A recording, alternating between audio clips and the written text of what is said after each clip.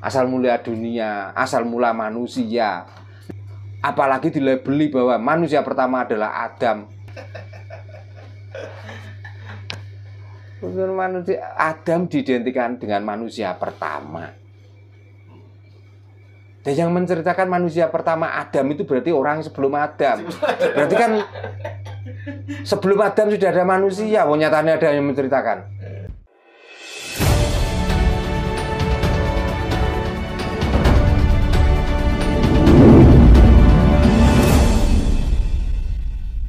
Kaitan sama kesadaran juga ya, Mbak. Ya. Kan kadang kesadaran itu tuh apa mesti kita ciptakan atau emang kodratnya manusia itu sudah sadar gitu, cuman ada hal-hal tertentu yang membuat kita itu jadi tidak sadar gitu kan. Bahwasanya kan sering kalau misal sama Mbah itu ketika ngobrol gitu, kadang kan ketika kita melakukan hal yang kurang baik itu hati kecil itu tuh tahu bahwa ini kurang baik ya. Nah untuk selalu sadar, selalu ingat bahwa kan hati nurani itu tuh kan nah meningkatkan rasanya itu kita berawal dari mana untuk meningkatkan kesadaran. Tadi pertanyaannya, kesadaran itu apakah manusia itu juga sebenarnya sudah sadar? Apakah kesadaran itu bisa ada yang menghilangkan? Ya, apa bisa kita buat untuk supaya sadar? Apa kita ciptakan? Dua-duanya itu berkaitan. Contohnya dikala kita itu berjalan lalu kesandung. Ya. Apakah itu kira-kira direncanakan untuk kesandung? Kan tidak. Tapi kalau sadar bahwa kesandung itu sakit, maka kita jangan mengulangi kesandung yang kedua kali. Berhati-hati itu juga letaknya kesadaran. Gitu loh. Tadi misal ngomong tentang sebenarnya kita melakukan hal yang tidak baik, ya. Walaupun orang lain tidak mengetahui, tapi kita tiba-tiba paham bahwa itu sebenarnya tidak baik. Itu pun juga kesadaran. Tapi kan munculnya kesadaran setelah kita melakukan hal yang tidak baik itu.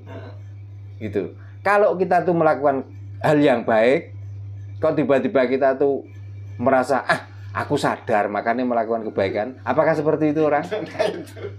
Kan enggak toh? Makanya kesadaran itu bisa terjadi sewaktu-waktu, bisa kesadaran itu diarahkan untuk supaya kita itu sadar. Makanya metode-metode untuk mencapai kesadaran itu sebenarnya banyak sekali. Berhening juga. Iya. Makan. Kalau kita membayangkan namanya dan rasanya, sebelum kita makan tuh sebenarnya air liur kita sudah keluar. Tapi begitu makan ada duri yang tersangkut pada leher kita, kita juga sadar akhirnya. Tapi setelah nyangkut ini loh, kenapa kok nggak tadi sebelum duri itu nyangkut kok kita nggak hati-hati?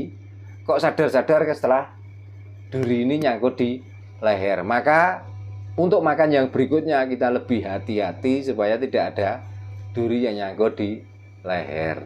Berarti kalau gitu kesadaran itu adalah terjadi setelah adanya kejadian dan kita berpikir dan akhirnya kita lebih berhati-hati. Itulah kita itu mencapai kesadaran yang sangat tinggi. Jadi hal apapun. Jadi kesadaran yang tinggi itu yaitulah puncak dari orang berketuhanan. Satuhu. Ternyata ketuhanan adalah mencukupi kebutuhan hidup ini supaya tidak sengsara, tidak tersakiti. Apa yang kita inginkan supaya bisa terpenuhi. Gitu. Itu berkaitan sama kesadaran dan berketuhanan gitu. Ya. Mungkin kan jika dilihat dari sudut pandang penelitian gitu mah tentang filsafat gitu, bahwasanya agama itu dalam ruang lingkup agama bahwa kesadaran itu sama dengan logika. Nah logika itu selalu dibatasi, dibentengi ketika bahwasanya kita mengambil contoh gitu kan dalam salah satu ayat bahwa ya ada salah satu burung yang menjatuhkan batu gitu. Tapi kan dibalik filsafat atau ilmu penelitian kalau itu tuh emang pernah terjadi, tapi bahwasanya itu burung meletus dan nah itu kan berbanding terbalik dengan ajaran Jawa kita sendiri bahwa kasunyatannya itu ini loh, bukan yang fiktif atau angan-angan gitu. Tadi saya bicara apa? Dari dogma dan doktrin itulah kita itu harus percaya dan kita harus mengerjakan. Nah itu sudah nggak bisa diganggu-gugat. Karena apa? Orang walaupun ada dogma dan ada doktrin, kita tidak terdogma dan kita tidak terdoktrin. Akhirnya kita itu mencari sumbernya. Tapi karena kita tidak sadar, mau itu beneran, mau itu tidak, karena kita sudah percaya, maka kita mempertahankan kepercayaan itu dan kita mengerjakan apa yang diperintah di dalam kepercayaan itu. Mengimani. Nah itu, kalau sudah seperti itu berarti ya kamu termasuk orang yang tidak sadar. Padahal sebenarnya ada cerita seperti ini sumbernya apa toh? Gitu. Apakah ini beneran? Apakah ini perumpamaan? Gitu loh. Ya contohnya seperti minggu-minggu kemarin ya pas menceritakan dongeng tentang itu gitu kan Mas. Nah memang itu semuanya dongeng kok. Dongeng itu hiburan sebenarnya. Kita itu supaya terhibur. Tapi itu dijadikan sebagai pedoman. Itu loh sing repot. Jadi seolah-olah yang tertulis di buku setebal itu adalah itu kebenaran semua. Ya. Padahal itu kadang-kadang itu juga dongeng. Nah buktinya apa? Ternyata di situ juga sebagian besar juga mendongengkan orang-orang masa lalu. Nah kalau dari satu sumbernya dari sini ya didongengkan ya sumber itu saja. Kenapa harus mendongengkan orang-orang masa lalu yang sudah didongengkan oleh buku lain? Berarti kan kita itu mengulas dongeng-dongeng dari buku lain. Cuman supaya tidak ketoro, kita hanya mengubah sebutannya saja atau namanya. Kalau di dongeng buku ini menerangkan yang melakukan tuh ini. Nah kita ubahlah supaya enggak kurangan namanya dan ceritanya kita belokkan sedikit. Nah makanya belajar dari situ kita sadari lah. Ya. Kalaupun diceritakan waktu itu tertulis seperti itu, apakah waktu itu memang sudah ada pembelajaran untuk menulis? Apakah sudah ada pembelajaran untuk membaca?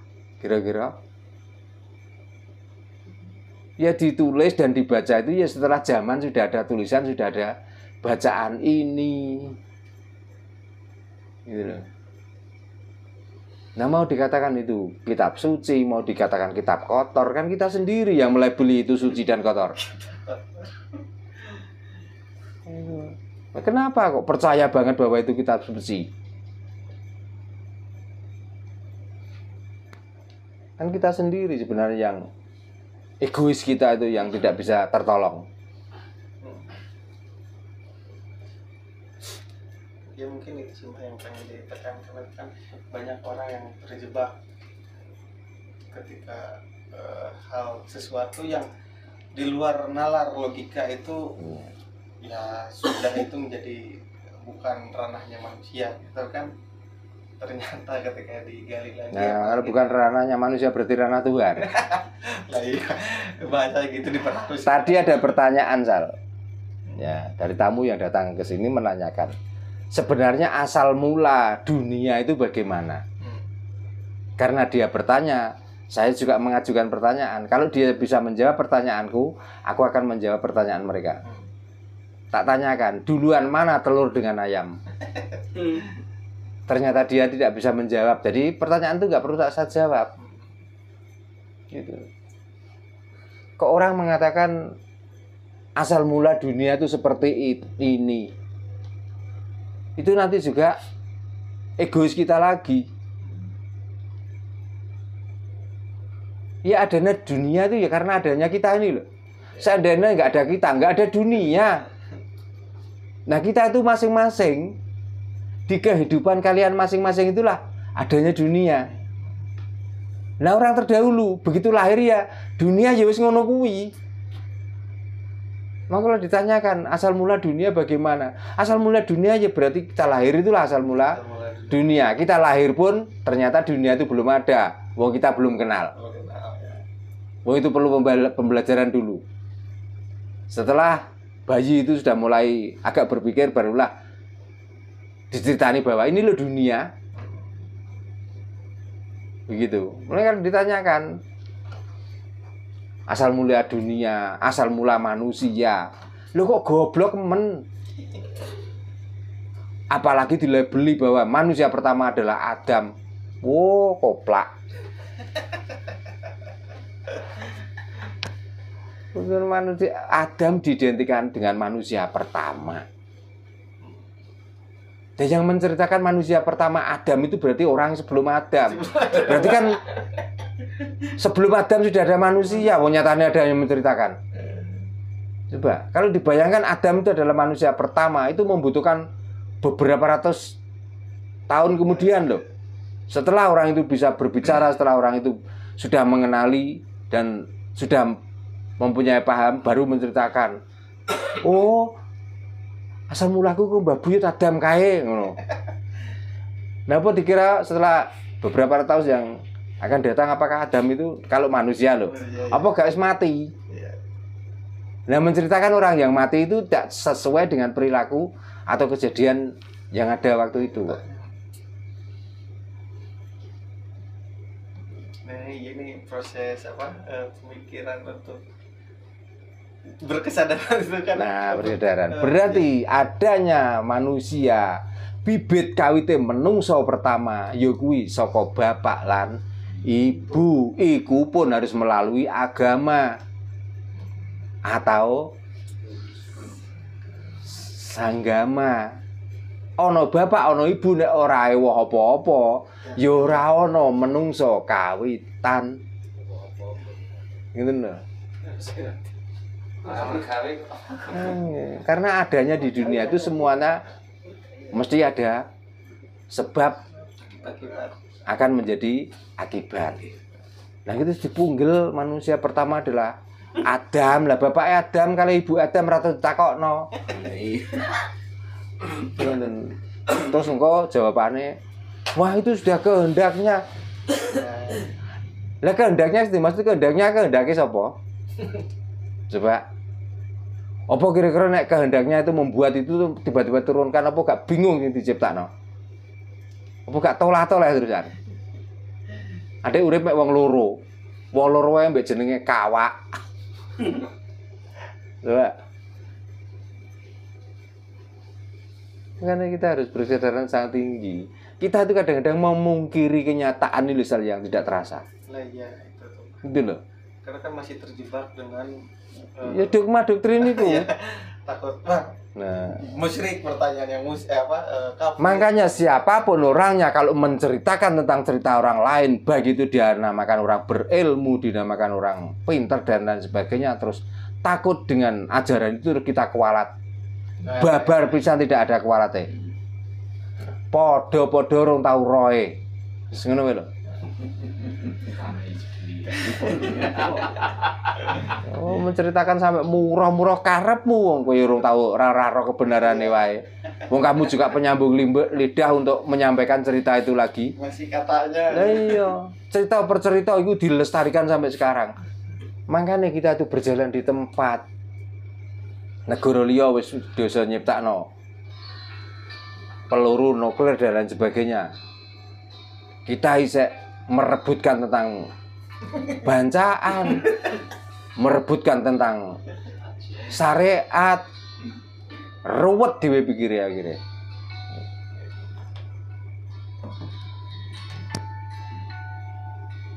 Makanya kita jangan terjebak di situ. Ayo kita sadar, kita sebagai orang Jawa. Ajaran orang Jawa bagaimana? Kita berkapitayan dengan kasunyatan. Jadi apa yang kita percaya itu harus yang nyata. Bagi orang lain, kalau begitu tidak percaya dengan Tuhan, yo ben wong iki kepercayaanku. Kamu mau percaya dengan Tuhan yang samar-samar, yo tutukno lem percaya. Aku tak percaya Tuhan sing ana wae. Lah ngono lak beres. Wong kalau itu diperdebatkan juga percuma. Percuma ya. Nah, iya. Nah, aku lak ngajari wong Jawa. Lah aku ora ngajari wong beragama terus tak alihno Jawa. Wong aku yo ora butuh. Saya tidak butuh orang yang beragama terus beralih ke kapitalan Jawa. Saya enggak butuh. Alu wong sing wong bener-bener tepi Jawa niki mawon digembleng dididik supaya mantep tentang kejawane. Anu ngoten. Jawa timang dianut wong akeh nek ora ana bobote ya percuma. Alu wong sakthik sing berbobot karuan. Ora ana pengikute ya wis diikuti wong telu wong Jawa ora bakal ambruk.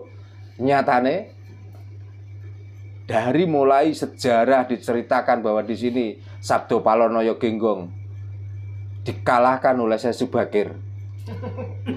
Nyatane Jawa ya ora ilang. Nyatane Jawa masih eksis, masih berkembang.